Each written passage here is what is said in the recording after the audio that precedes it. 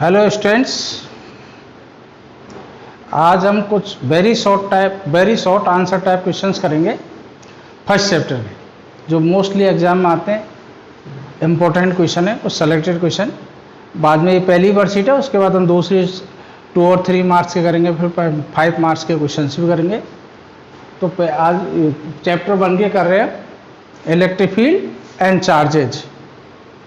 इसके 1 मार्क्स के क्वेश्चन तो इजी क्वेश्चन हैं, और जनरली जो एग्जाम आते हैं वो हम क्वेश्चंस कर रहे हैं।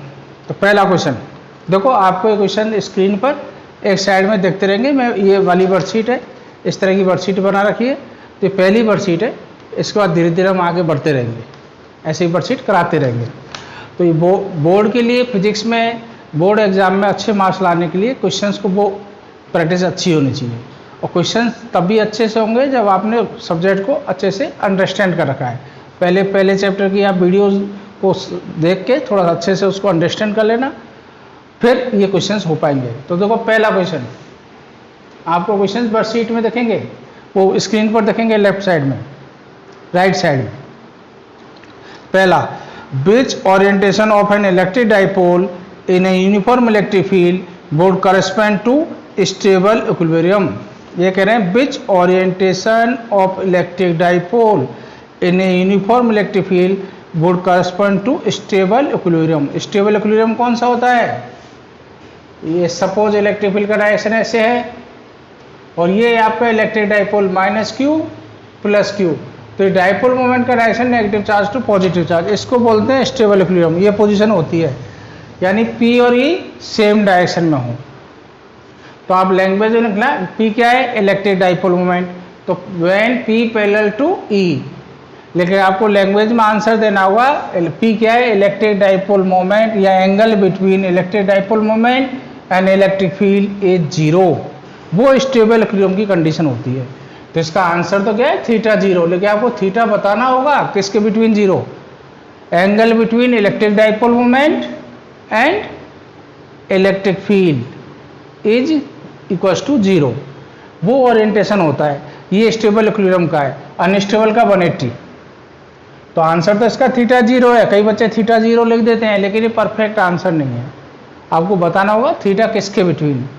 तो angle between P and E is equals to 0।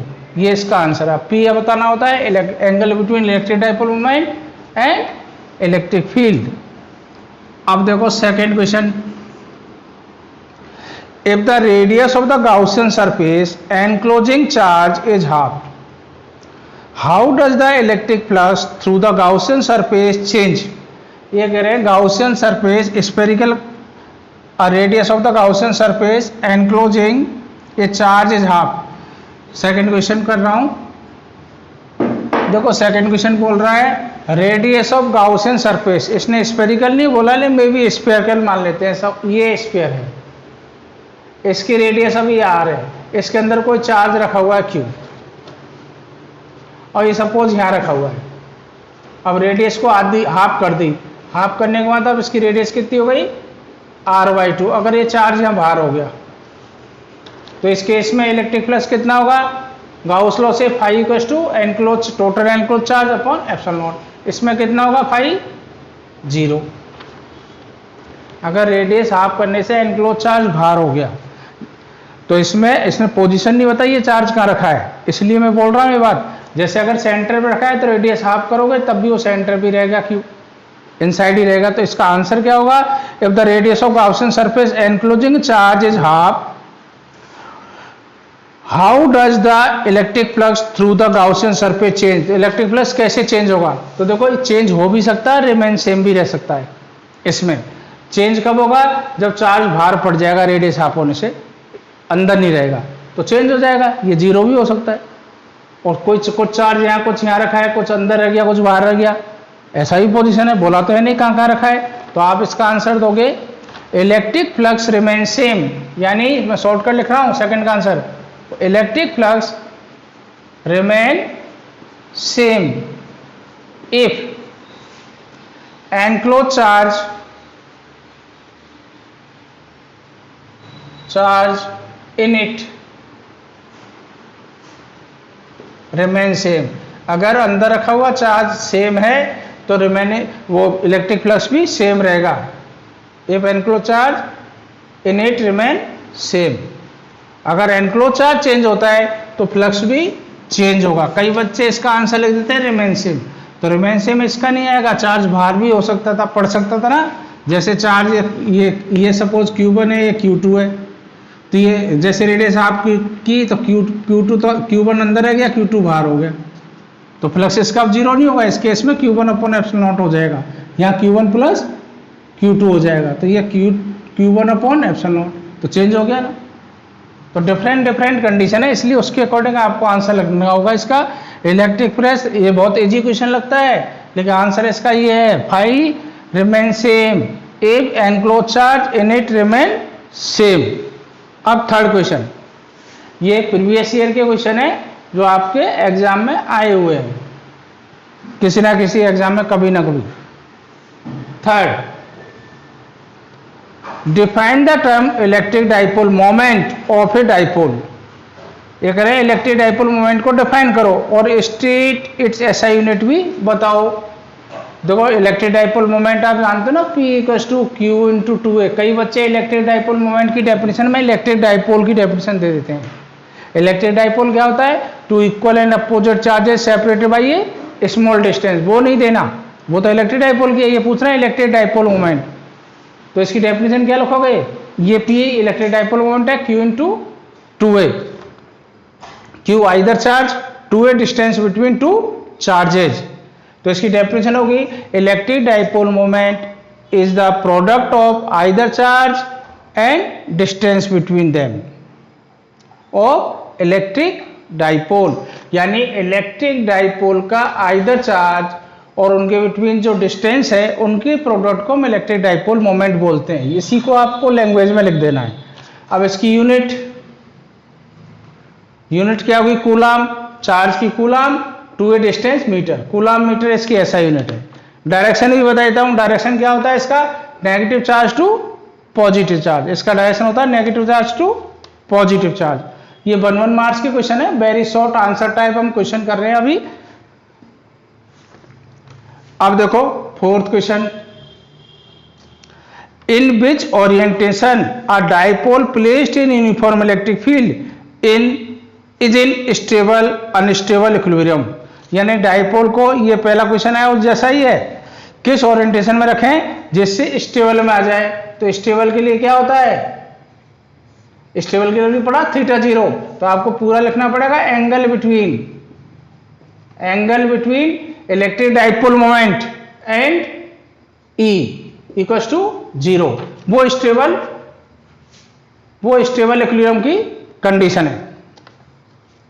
दूसरा अनस्टेबल इक्विलिब्रियम की कंडीशन है θ = 180, यानी angle between P and D, angle between P means electric dipole and electric field is equal to 180 degree. जैसे सपोज E ऐसे है और dipole ऐसे रखा है, -Q इधर +Q इधर, तो P का डायरेक्शन ऐसे हो गया है। ये अनस्टेबल की कंडीशन है, अनस्टेबल इक्विलिब्रियम की। और स्टेबल की अभी बताई थी फर्स्ट क्वेश्चन में, यानी माइनस के इधर कर दो प्लस इधर कर दो, वो स्टेबल इक्विलिब्रियम की कंडीशन है। यहाँ बना देता हूँ, ये इलेक्ट्रिक फील्ड का डायरेक्शन, ये माइनस चार्ज, ये प्लस चार्ज, ये डाइपोल हो गया और P का डायरेक्शन ये हो गया। ये स्टेबल इक्विलिब्रियम की कंडीशन है। अब फिफ्थ क्वेश्चन,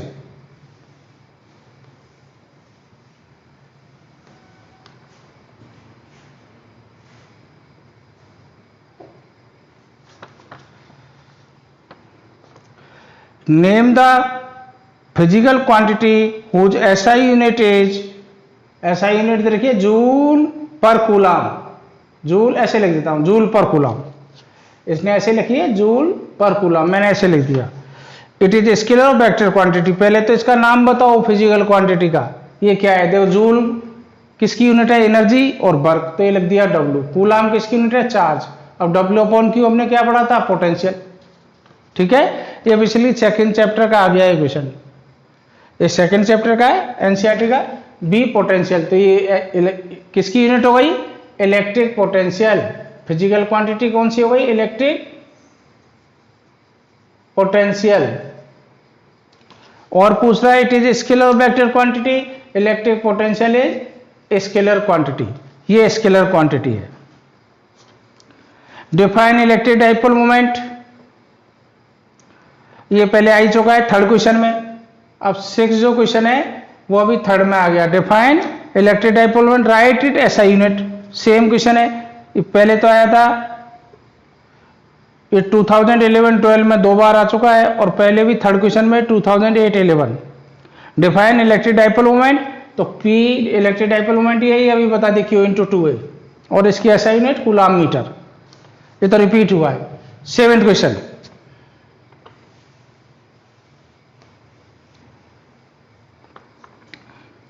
देखो ये क्वेश्चन तभी समझ में आते हैं तो इजी है, 1 मार्क्स के है, लेकिन इनको अंडरस्टैंड करना है, रटना नहीं है। पहले आप चैप्टर को अच्छे से पढ़ लो फिर क्वेश्चंस करो। A charge Q is placed at the centre of a cube of side L, what is the electric flux passing through the each face of the cube. ये क्यूब के सेंटर पर Q charge रखा है, तो उससे each face से निकलने वाला फ्लक्स कितना होगा? तो गाउस लॉ से निकालो। टोटल क्यूब हो गया, जिस कमरे के अंदर रख दिया, सपोज कमरा क्यूबिकल है, सेंटर में रख दिया, जब डायगोनल इंटरसेक्ट करते हैं, तो गाउस लॉ से इमर्जिंग फ्लक्स कितना होगा? Total emerging flux, emerging flux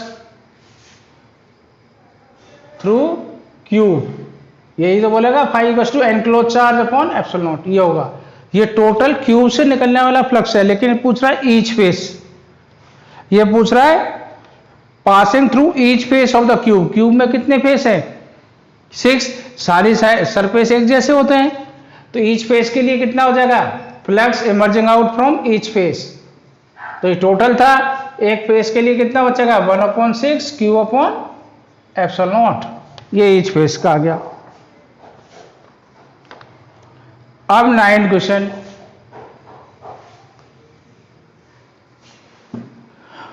why do the electric field lines not from close loop. 9th question ये बोल रहे हैं electric field line close loop नहीं बनाती। अब वाई, क्यों नहीं बनाती? देखो magnetic field line close loop बनाती है, जो हम 5th चैप्टर में पढ़ेंगे।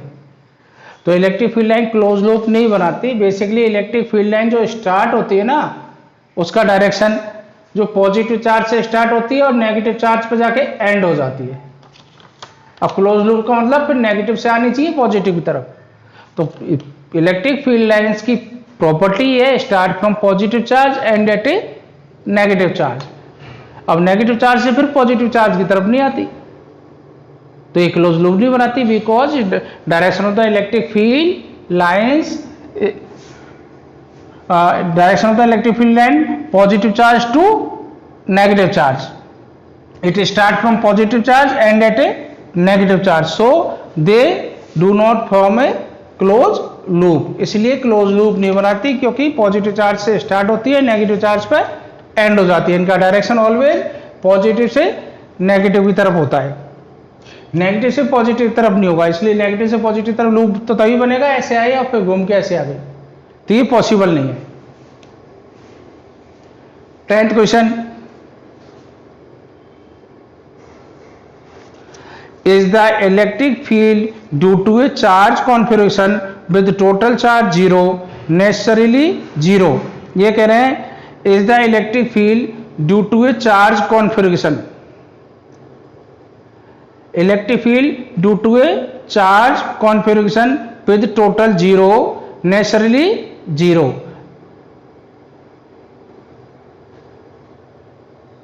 इलेक्ट्रिक फील्ड बोल रहे हैं को टोटल चार्ज कितना है? 0। Charge configuration with total charge 0 necessarily 0। तो इलेक्ट्रिक फील्ड क्या 0 होगा? जैसे -Q और ये +Q। टोटल चार्ज यहाँ कितना हुआ? डाइपोल ही कंसीडर किया है, टोटल चार्ज कितना हुआ है? 0। अब इस पॉइंट पे जैसे डाइपोल के लिए इलेक्ट्रिक फील्ड निकालोगे, इसका अलग आएगा, इसका अलग आएगा, कुछ आएगा ना ऐसे, इस पे इस डायरेक्शन में आएगा, इस पे इस डायरेक्शन में आएगा, तो इलेक्ट्रिक फील्ड 0 थोड़ी होगा, यहाँ नॉट इक्वल टू 0 होगा। किसी पॉइंट पे निकाल लो, जबकि टोटल चार्ज सिस्टम का कितना है? 0 है।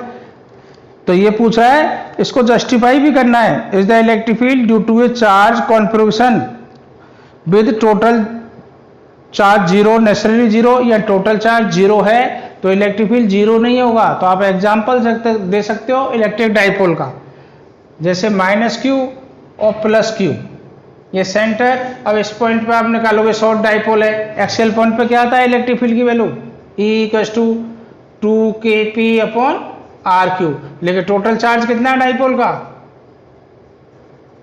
टोटल चार्ज जीरो है, -q +q, लेकिन इलेक्ट्रिक फील्ड कुछ है, ऐसे इक्वल पे आ जाएगा, 2 हट जाएगा शॉर्ट डाइपोल के लिए। ई तो एक्सियल पॉइंट पे निकाला kp/r³, तो इलेक्ट्रिक फील्ड जरूरी नहीं है जीरो हो, टोटल चार्ज जीरो हो तो इलेक्ट्रिक फील्ड एग्जिस्ट करेगी, कुछ ना कुछ होगी। ठीक है, ये 10 क्वेश्चन था। तो टोटल चार्ज जीरो है, टोटल चार्ज का मतलब सिस्टम में -q +q इक्वल हो रहे हैं तो टोटल चार्ज जीरो हो जाएगा, लेकिन इलेक्ट्रिक फील्ड रहेगी। ये तो मैंने एक डाइपोल का एग्जांपल लिया, आप कोई भी एग्जांपल ले सकते हो। 11 two charges of magnitude -2q and +q are located at a point, देखो -2q A0 पर है एंड +q 4A0 पर है, यानी दोनों किस लाइन किस एक्सिस पर है, एक्स एक्सिस पर, y की वैल्यू 0 है respectively. What is the electric flux due to the charges through a sphere of radius 3a with its center origin।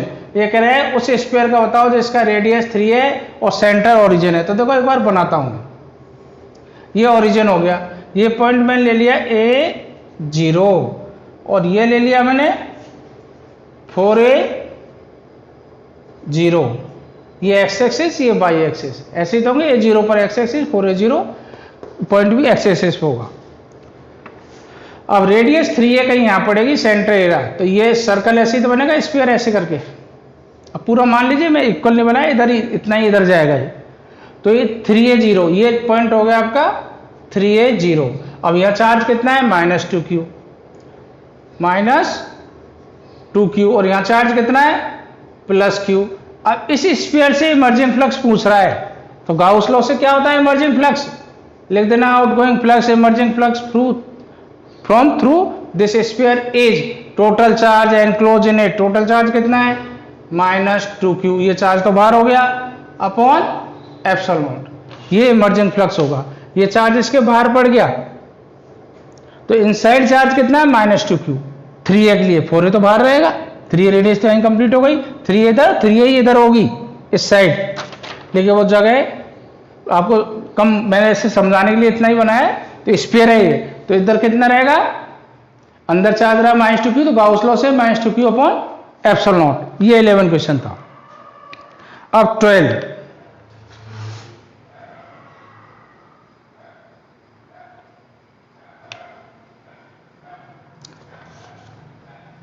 एक मिनट, ये टाइपिंग में डबल रिपीट हो गया है, 12 क्वेश्चन तो वही है।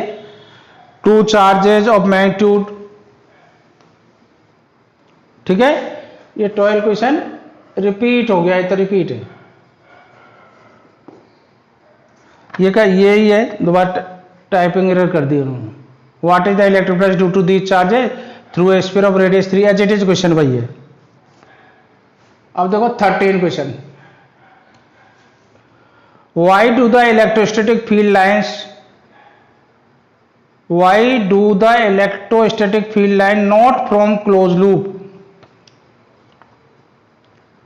why do the electric field line not from a closed loop, ये रिपीट कैसे कर दिया इसमें, ये दूसरी वर्कशीट दे दी, चलो ठीक है। अब इसको 13 में why do the electrostatic field line not from closed loop, electrostatic field line close loop नहीं बनाती, because it start from positive charge and at a negative charge. Electric field line की direction always positive to negative होती है, negative से start होकर positive की तरफ नहीं आ सकती, therefore they do not form A close loop. 14,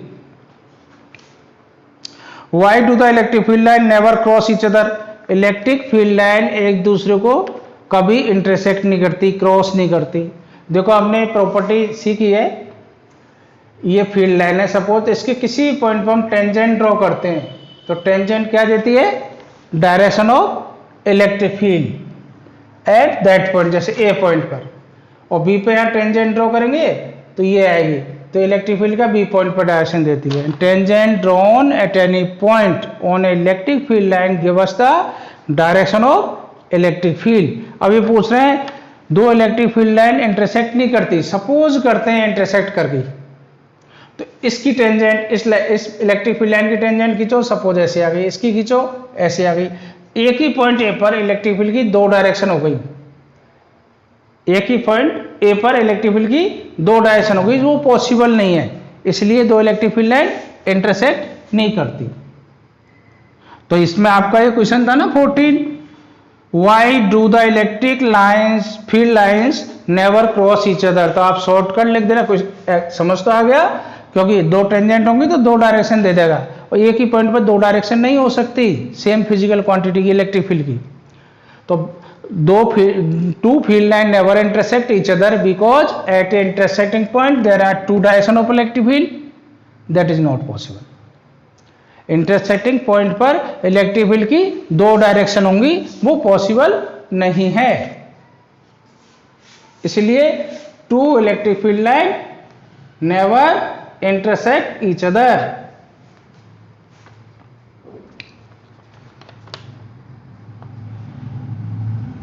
अब देखो 15,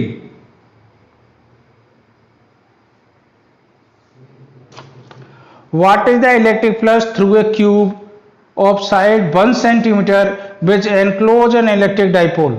ये कह रहे हैं कोई क्यूब है, मैं सपोज क्यूब ऐसा मान लेता हूं, ये क्यूब है, इसके अंदर कोई डाइपोल रखा है और इसकी साइड दे रखी है हर साइड, लेंथ विड्थ हाइट तीन होंगे, मैं तो ऐसे स्क्वायर की तरह मत समझना, सपोज गलो क्यूब है, इससे इमर्जिंग फ्लक्स पूछ रहा है।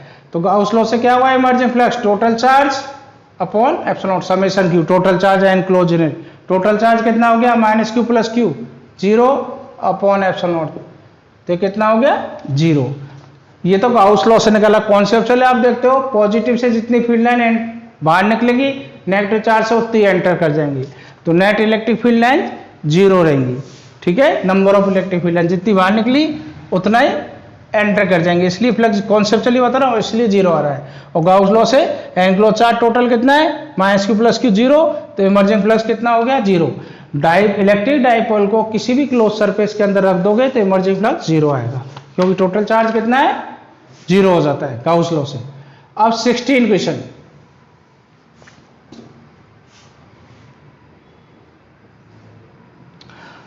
how does the electric flux due to point charge enclosed by a spherical Gaussian surface get affected when radius is increased। अब देखो रेडियस इंक्रीज करते हो तो एनक्लोज चार्ज तो उतना ही रहता है। जैसे सपोज ये कोई सरफेस है, ये क्यू, इसकी रेडियस है r, अब आपने इसको इंक्रीज करके कितना कर दिया? 2r 3r कुछ ही बोल लो, ये 2r कर दिया, तो एनक्लोज चार्ज तो वहीं रह गया, कहीं भी है जितना यहाँ रखा है तब भी same, enclose charge remain same, therefore electric flux remain same. ये इसका आंसर होगा। क्यू सेम,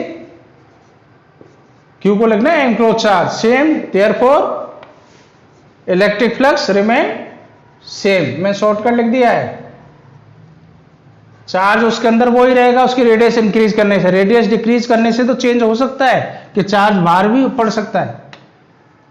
ठीक है, enclose charge remain same, therefore electric flux remain same. अब 17 क्वेश्चन,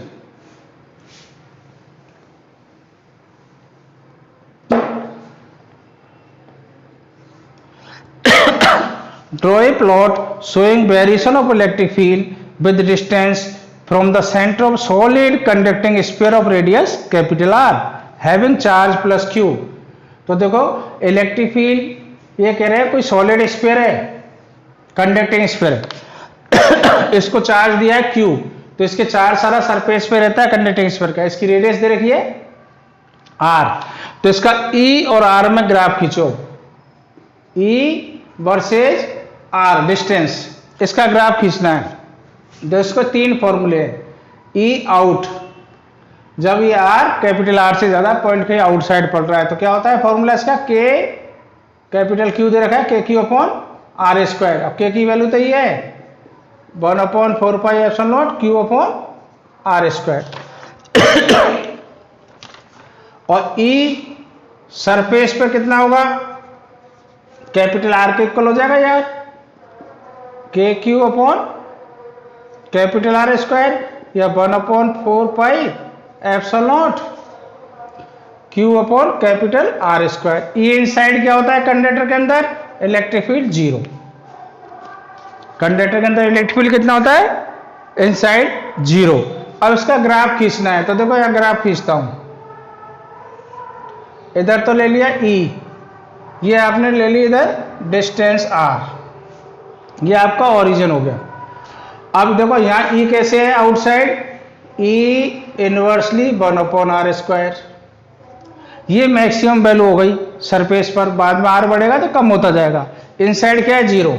अब इसकी सपोज ये रेडियस हो गई, ये डिस्टेंस यहां से यहां तक रेडियस, तो ये मैक्सिमम वैल्यू सरफेस पे होगी। इसकी जो वैल्यू E की ये होगी ना, ये डैश लाइन, ये ग्राफ नहीं है, ये आपको दिखा रहा हूं। ये वैल्यू क्या हो जाएगी, E की वैल्यू हो जाएगी KQ/r²। उसके बाद इनवर्सली चेंज होगा ग्राफ इस तरह से, यहां लिख देता हूं E inversely 1/r²। E inside क्या है 0, ये इनसाइड पड़ गया, तो ये इसका ग्राफ आएगा। इसको टच नहीं करेगा, इन्फिनिटी में जाके 0 होती है, इसलिए इसके ऐसे पास से निकलेगा। ये इसका ग्राफ हो गया। 17 क्वेश्चन। 18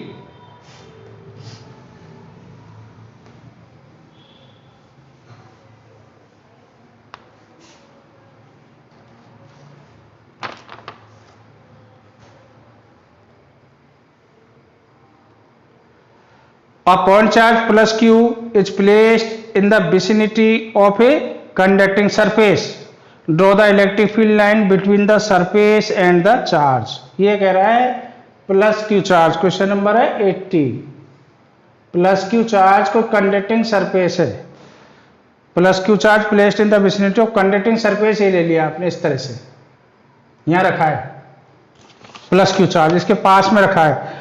अब इलेक्ट्रिक फील्ड लाइन ड्रॉ करनी है, तो देखो due to electrostatic induction, plus Q charge है तो इधर चार्ज कैसा जाएगा नेगेटिव, दूसरी तरफ कैसा आएगा positive, due to electrostatic induction.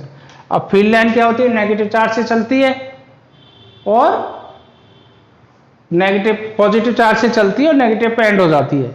लेकिन ये भी ध्यान रखना, कोई भी कंडक्टिंग सरफेस पे उस पर field line always perpendicular incident होती है, यानी electric field always perpendicular to the conducting charge conducting surface.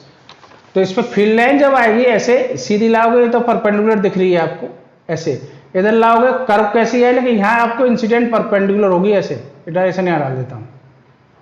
अब ये कितनी भी फील्ड लाइन ड्रॉ कर लो, अब गिरते वक्त जहाँ इंसिडेंट होगी वह इस तरह से परपेंडिकुलर आएगी, ठीक है। तो ये फील्ड लाइन की ड्राइंग होगी, इसमें ये पॉजिटिव चार्ज है प्लस Q। अब ड्राइंग चाहे कितनी बना लेना, ये इसका डायग्राम है। उसमें दो कॉन्सेप्ट यूज हो रहे हैं, एक तो इलेक्ट्रोस्टैटिक इंडक्शन, जो नेगेटिव पॉजिटिव चार्ज आ गया, जो पॉजिटिव चार्ज से नेगेटिव तरफ चली गई। दूसरा कंडक्टिंग सरफेस पे इलेक्ट्रिक फील्ड ऑलवेज यहाँ परपेंडिकुलर, यहाँ टेंजेंट खींचोगे ना सरफेस पर तो परपेंडिकुलर निकलेगी, ऐसे इंसिडेंट परपेंडिकुलर होगी, ध्यान रखना, इसलिए अच्छा क्वेश्चन है ये। अब 19 क्वेश्चन। 19 क्वेश्चन देखो पढ़ रहा हूं। Drive an expression for the torque expressed by N electric dipole kept in uniform electric field, यानी टॉर्क का निकालो जब इलेक्ट्रिक डाइपोल को यूनिफॉर्म इलेक्ट्रिक फील्ड में रखा है। तो ये आपको वीडियो में पहले चैप्टर 1 की पार्ट 8 वीडियो में ही बता दिया गया है। आपको ये टॉर्क निकाला था ना यूनिफॉर्म इलेक्ट्रिक फील्ड में, तो वहां इसको देख लेना। ये टॉर्क का फॉर्मूला आएगा PE sin थीटा। ये part 8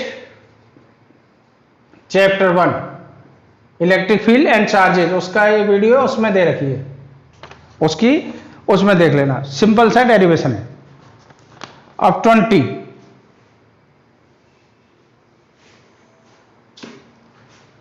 question 20। A spherical conducting cell of inner radius R1 and outer radius R2 has a charge Q. देखो ऐसे बोल रहा है, ये इसकी थिकनेस हो गई, ये सेंटर, ये रेडियस R1 और ये रेडियस बाहर की रेडियस R2, ऐसे दे रखा है। हैज ए चार्ज Q, इसका कैपिटल Q चार्ज दे रखा है। A charge small q is placed at the centre, small q को यहां रख दिया। What is the surface charge density on the inner surface, पहला पार्ट, इनर सरफेस की सरफेस चार्ज डेंसिटी बताओ। इनर सरफेस, अब देखो ये प्लस क्यू चार्ज रखा है, ये आपका कंडक्टर बोला है, कंडक्टिंग सेल, तो ड्यू टू इलेक्ट्रो, ये पॉजिटिव चार्ज है, ड्यू टू इलेक्ट्रोस्टैटिक इंडक्शन इधर नेगेटिव चार्ज अपेयर हो जाएगा सरफेस पर, और ये कितना होगा माइनस क्यू, और इधर पॉजिटिव चार्ज आ जाएगा, ये होगा प्लस क्यू, जितना क्यू है इतना ही माइनस क्यू आ जाएगा, और दूसरे एंड पर कितना आएगा plus Q, due to electrostatic induction. अब पहला पार्ट क्या बोला, इनर सरफेस की सरफेस चार्ज डेंसिटी बताओ। सरफेस चार्ज डेंसिटी क्या होता है, सिग्मा, इनर सरफेस के लिए लिखा हूं total charge upon surface area. अब इनर सरफेस का सरफेस एरिया क्या बनेगा, रेडियस कितनी है R1, तो सरफेस एरिया तो होगा, इसका एरिया लिख रहा हूं A, surface area of square 4πr², 4πr1², charge कितना है इस पर माइनस क्यू, तो ये होगा minus Q upon 4πr1², surface charge density of inner surface, ये इनर लिख देता हूं, ठीक है, इनर सरफेस की surface charge density. B part क्या बोल रहा है, outer surface, surface charge density, outer surface पर चार्ज क्यू तो पहले से था, प्लस क्यू और आ गया, और इसका सरफेस एरिया क्या बनेगा, ए 4πr2², तो इसकी सरफेस चार्ज डेंसिटी आउटर लिख देता हूं, आउटर सरफेस की क्या आएगी, क्यू प्लस क्यू, ये चार्ज, और 4πr2²। और सी पार्ट और है, सी पार्ट बोल रहा है right the expression for the electric field at A point x greater than R2, यानी E बताओ x ग्रेटर देन R2, यानी R2 से R2 यहां तक है ना, ये पॉइंट ऐसे, यहां कहीं x है, इस पॉइंट पर P पर ये x डिस्टेंस है सेंटर से, इस पर इलेक्ट्रिक फील्ड बताओ। तो इलेक्ट्रिक फील्ड का फॉर्मूला क्या होता है, E = kq/r², तो E क्या हो जाएगा, k, चार्ज कितना है आउटर पर, q प्लस q, ये q total charge, upon r² कितना होगा, x², तो k हम लिखते हैं 1/4πε0 q plus q upon x², ये इलेक्ट्रिक फील्ड इंटेंसिटी हो गई। ये छोटे छोटे क्वेश्चन है लेकिन एग्जाम के लिए इंपॉर्टेंट है। अब देखो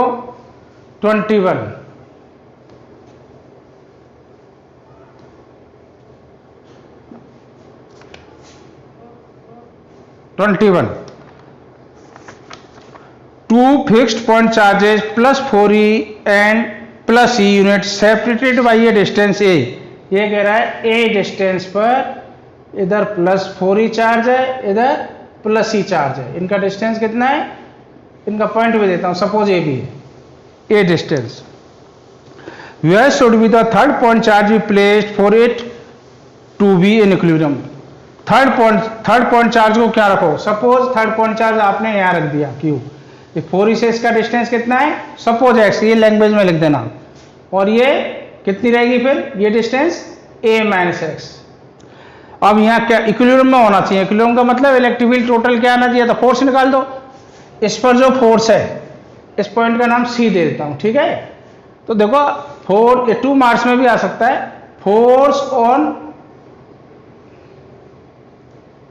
Q ड्यू टू 4e, इसका नाम मैं ऐसे ले लेता हूं FCA, C पर A के कारण क्या आएगा, K Q1 Q2 कूलम्स लोग, K Q1 Q2 upon R², equilibrium में तभी होगा, इक्वल एंड अपोजिट फोर्स होंगे। K Q1 कितना हो गया 4e, और ये Q अपॉन डिस्टेंस कितनी है x²। अब इसका अगर ये पॉजिटिव है, ये नेगेटिव है, तो ऐसे फोर्स लगना चाहिए, और ये भी पॉजिटिव तो ऐसे लगेगा, ठीक है, a force on Q due to plus E. अब इसको मैं लिखता हूं सी बी, क्यू पर प्लस ई के कारण, प्लस ई लिखा है, प्लस ई के कारण फोर्स, तो ये होगा के की वैल्यू वही है 1/4πε। तो ये पहला चार्ज ई, दूसरा क्यू अपॉन डिस्टेंस कितनी है a माइनस एक्स, ये डिस्टेंस a माइनस एक्स बची है यहाँ, ये वाली, ठीक है, a माइनस एक्स का स्क्वायर। अब इक्विलिब्रियम की कंडीशन के लिए दोनों फोर्स क्या होने चाहिए, for equilibrium, for equilibrium F C A equals to F C B. तो दिस इक्वल्स टू दिस कर दो। अब देखो ये लिखोगे एफ सी ए कितना है, K 4e Q upon X square equals to K E Q upon A minus x का होल स्क्वायर। अब देखो यहां से मैं मिटा रहा हूं,